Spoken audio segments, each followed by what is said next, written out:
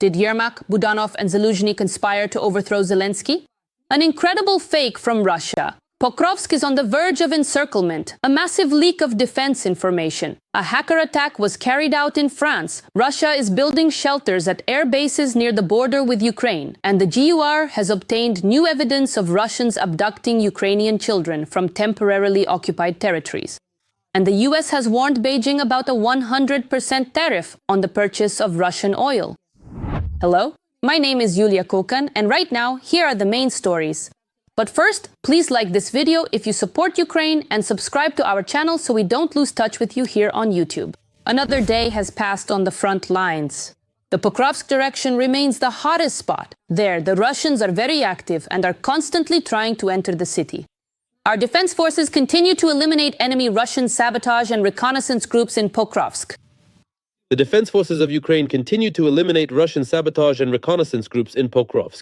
The first public report of Russians entering the city appeared on July 21st. Since then, the elimination of these sabotage and reconnaissance groups has been ongoing. Not all groups have been found yet. But the sabotage and reconnaissance groups are not the worst part, as there is a threat of the city being encircled. Over the past 3 months, the Russian advance along the Pokrovsk-Kostiantynivka highway has stretched into a salient more than 10 kilometers long, which now forms the eastern pincer aimed at encircling 2 important cities at once, Pokrovsk and Mirnohrad.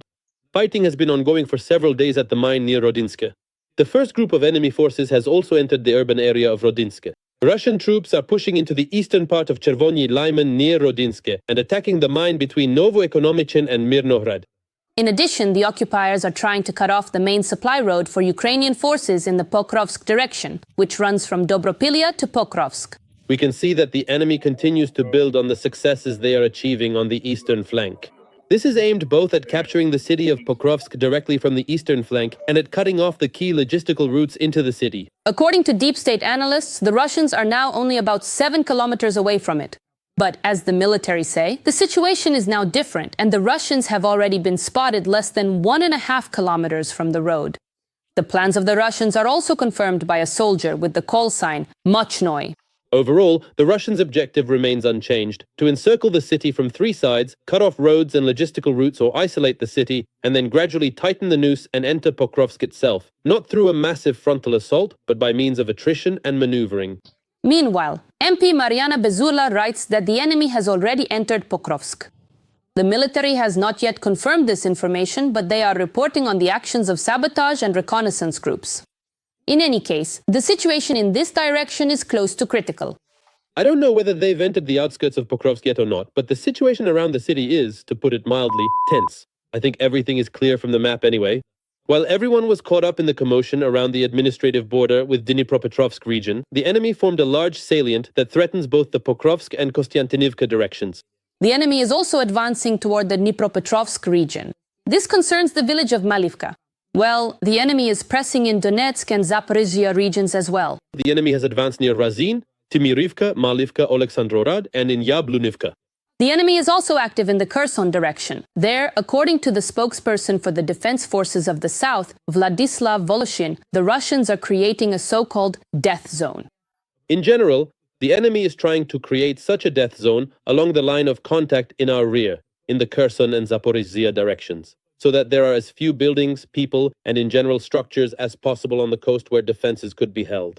That is, anything that approaches our positions, anything that gets close to the Dnipro, the enemy tries to hit with FPV drones and artillery.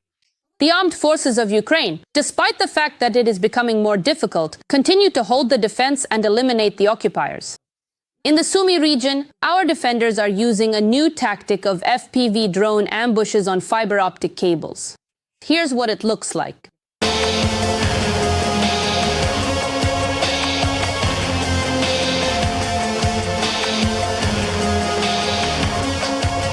They're also giving the occupiers a hard time in the south. The Crimean division of the Security Service of Ukraine and the defense forces eliminated occupiers on the Kinburn Spit. Our forces also carried out operations on the Tendrivska Spit. On the night of July 28th, Ukrainian scouts landed there and eliminated an enemy position along with its personnel, electronic warfare complex, and radar station. Let's thank our defenders, both men and women. They are doing incredible things. The USA, Great Britain, the Alps, and a coup d'etat in Ukraine. These things might seem barely connected, but Russian fake news creators have done their best and crafted a brilliant fairy tale. Russian media, one after another, started spreading the news that a meeting supposedly took place in the Alps between representatives of the US and the UK, the head of the presidential office, Andriy Yermak, the head of the main intelligence directorate, Kirilo Budanov, and the former commander-in-chief, Valery Zaluzhny. And they allegedly gathered to discuss replacing Zelenskyy. And Zaluzhny was supposedly being prepared to take his place. By the way, the Russians are telling this story with reference to their own foreign intelligence. Well, our intelligence says that all of this is, to put it mildly, a lie. Slapped together on the knee of Sergei Narishkin and branded by the Foreign Intelligence Service of the aggressor state, Russia. The Trump card aims to increase social tension in Ukraine, sow distrust within Ukraine's military and political leadership, shift public attention from the war to the topic of elections, provoke discord, and reduce our country's ability to offer armed resistance to the Russian occupiers. Well, come on, it sounds like a joke. One day in the Alps, representatives from the US, the UK, Budanov, Yermak, and Zaluzhny get together. First of all, the stupidity of this fake is off the charts. Secondly, Russian propagandists are repeating themselves. I don't even know how to comment on this, but it made me smile. The confession of volunteer and blogger Serhiy Sternenko. By the way, in the Alps, at Hitler's secret base, there was a secret meeting of the Masonic Banderite Lodge to discuss the Third Ukrainian Hetmanate. The participants of the Congress unanimously elected SpongeBob as the new ataman. And what do you think of this fairy tale from the Kremlin? Leave your comments. A massive leak of defense information. A hacker attack was carried out in France. Targeted. Source code of combat systems, software for nuclear submarine weapons, internal emails, manuals, and network data. All this information ended up online as a result of the cyberattack. The hackers published 30 gigabytes of information on an online forum, which they claim relates to the combat management system of submarines and frigates of the Navy, and stated that they possess 1 terabyte of data. It is believed that the hacker Neferpido is behind the attack. Naval, the company that was attacked, says it did not notice any intrusion into its systems. However, given the seriousness of the hacker's claims, it has contacted law enforcement. Interestingly, Naval is a state-owned company. The French Ministry of Defense has refused to comment. And while the hacker threatens to release even more secret data online, including information about the security of France's nuclear weapons, in Russia, they are already hyping up their own nukes as well. However, the threats are not directed at France, but, as always, at Ukraine. The foul-mouthed propagandist Vladimir Solovyov says that a nuclear weapon should be tested at the Yavoriv training ground in the Lviv region. I would actually already have that nuclear weapon put on standby and conduct a test, for example, at the Yavoriv training ground. You could? No. At Yavoriv? No, it should be exactly at Yavoriv. The Yavoriv training ground is perfect for nuclear testing. Yavoriv. The Yavoriv training ground wasn't even designated for nuclear testing in the Soviet Union. No, I said. That's where they train the Ukranazis.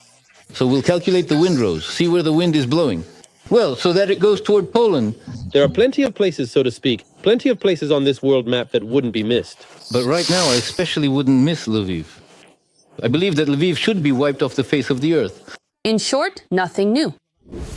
Ukraine's European allies are planning to appeal to the European Commission for long-term loans to purchase weapons for Kyiv and to modernize their own armies. This was reported by Politico. EU countries are considering joining a new loan scheme under the REARM Europe program and the European Security Assistance Mechanism, which provides for up to 150 billion euros in loans. Among those interested are Belgium, Bulgaria, Cyprus, Czechia, Estonia, Spain, Finland, Hungary, and Lithuania. France is also likely to join the program, while Germany, Sweden, and the Netherlands do not plan to apply. Participation in the scheme will allow countries to receive preferential loans for up to 45 years, with advance payments of up to 15%. Even states that do not participate in the program will be able to take part in joint procurements to reduce the cost of arms supplies. And what do you think about this news? Share your thoughts in the comments. Russia is building shelters at air bases near the border with Ukraine. British intelligence has published satellite images showing that Russia has begun constructing protected shelters for aircraft at airfields located near the Russian-Ukrainian border. This was reported on Tuesday, July 29th, by the UK Ministry of Defence on social network X, citing intelligence data. In response to numerous successful strikes by Ukrainian unmanned aerial systems, Russia has launched a program to protect vulnerable aircraft at several airfields. It is noted that this concerns the airfields Milarovo, Kursk Vostokny, and Gvardeyske. The images show that the shelters consist of a domed roof, thick blast-resistant doors, and are covered with earth for additional protection against strikes. The Milarovo airbase is located approximately 17 kilometers east of the Russian-Ukrainian border and was last attacked by Ukraine on July 22, 2025. In addition to shelters for aircraft, the construction of 8 new ground shelters ready for use has almost been completed at the base, according to the UK Ministry of Defence. And what do you think the Russians are actually planning? The main intelligence directorate has reported that it has obtained new evidence of the abduction of Ukrainian children by Russians from temporarily occupied territories. As part of a large-scale cyber operation, intelligence officers gained access to the servers of the so-called Government of Crimea. These resources contain documentation confirming the forced relocation of children from the temporarily occupied territories of Kherson, Zaporizhzhia, Donetsk, and Luhansk regions of Ukraine. It is noted that GOR specialists gained access to several thousand lists of deported children, as well as profiles on abducted children who were left without guardianship, illegal decisions appointing new guardians for abducted orphans from among Russian citizens, and the addresses of new places of residence and settlement for the abducted Ukrainian children. According to intelligence representative Andriy Yusov, thousands of files containing invaluable information for justice about the abduction of Ukrainian children have already been handed over to law enforcement agencies. The information obtained will make it possible to find and bring home the abducted children, as well as to punish those involved in this crime. Well, we are awaiting the return of our Ukrainian children to their homeland and hope that those responsible and involved in this crime will be punished. The United States has warned China about 100% tariffs for purchasing Russian oil. Yes, U.S. Treasury Secretary Scott Bessent warned Chinese officials that continuing to purchase Russian oil under sanctions would result in the imposition of high tariffs. His words are quoted by Reuters. Following 2 days of trade talks between the U.S. and China in Stockholm, Bessent expressed the United States' dissatisfaction with China's continued purchases of Iranian oil, which are subject to sanctions, as well as the sale to Russia of dual-use goods worth more than $15 billion, which contributes to Moscow's war against Ukraine. Bessent stated that U.S. congressional legislation, which allows Trump to impose tariffs of up to 500% on countries purchasing Russian oil subject to sanctions, could compel U.S. allies to adopt similar measures in order to deprive Russia of energy revenues. Therefore, I think that everyone who buys Russian oil subject to sanctions should be prepared for this. The Chinese take their sovereignty extremely seriously. We have no intention of encroaching on it, so they prefer to pay a 100% tariff. The American minister also said that he warned his colleague, Vice Premier He Lifeng, that if China continues to sell goods to Russia that are ultimately used for weapons production, it will harm its efforts to establish trade relations with Europe. I pointed out to them that this seriously damages their image in Europe, as they are contributing to the war on Europe's border. U.S. President Donald Trump suggested that Ukrainians who have fled the war may be allowed to stay in the United States until the fighting ends. This was reported on the social network X. The media write that one of the journalists asked Trump whether he would allow Ukrainians in the U.S. to stay in the country until the end of the full-scale Russian war, to which he responded affirmatively. I think so. A lot of people from Ukraine have come to us, and we are working with them. How do you assess Trump's statements? Share your thoughts in the comments. Many European countries have joined a joint statement calling to support the recognition of the state of Palestine. The text of the document was distributed by the French Foreign Minister Jean-Noël Barrot. The first signatories of the joint statement on the recognition of Palestine were France, Finland, Ireland, Spain, Portugal, Luxembourg, Slovenia, Malta, Andorra, San Marino, Norway, Iceland, Australia, Canada, and New Zealand. The introductory part of the statement condemns the terrorist attack by Hamas on Israel on October 7, 2023. It immediately expresses concern about the current humanitarian situation in the Gaza Strip. They call for the release of hostages, a cessation of hostilities, and unimpeded access for aid. The signatories also welcomed the commitments expressed by the head of the Palestinian Authority on June 10th. Before the meeting of heads of state and government, which took place during the 80th session of the UN General Assembly in September 2025, We, the ministers of the aforementioned countries, had already recognized, expressed, or are expressing the readiness or positive considerations of our countries regarding the recognition of the State of Palestine, which is an important step toward a two-state solution, and we call on other countries to join this appeal. They also expressed their willingness to work on a future model for the Gaza Strip, which would include its reconstruction, the disarmament of the Hamas group, and its exclusion from the political governance of the Palestinians. In addition, the ministers are calling on countries that have not yet done so to establish normal relations with Israel. Do you support Europe's decision to back the recognition of Palestine? Let us know in the comments. A parliamentary walkout in Geneva.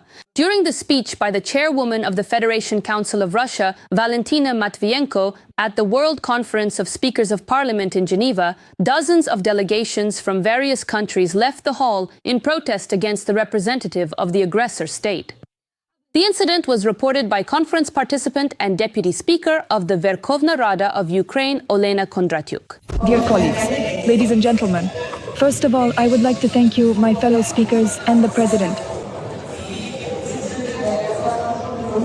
A walkout was staged during Matvienko's speech at the World Conference of Speakers of Parliament in Geneva. I am proud of all our partners and colleagues. This is a protest against the aggressor. This is a great show of support for the people of Ukraine. Thank you sincerely. I even have tears in my eyes. So many colleagues are supporting us. We are not alone. Glory to Ukraine. According to her, representatives of the parliaments of European, North American, and Asian countries firmly expressed their position by leaving the hall during Matvienko's speech, who embodies the political leadership of the state waging a bloody war against Ukraine. This act became a vivid demonstration of international solidarity with the Ukrainian people and a condemnation of aggression from the Kremlin. Like this video to support what we do, and be sure to subscribe to our channel Ukraine Today so you don't miss our next episodes. See you soon!